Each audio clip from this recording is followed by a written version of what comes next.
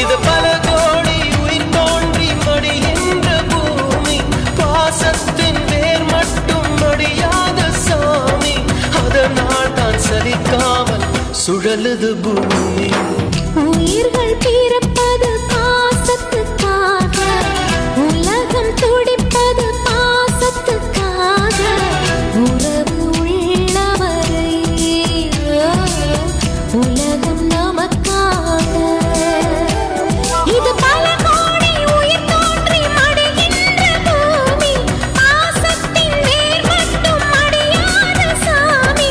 அதனால் தான் சலிக்காமல் சுழலுது பூமி.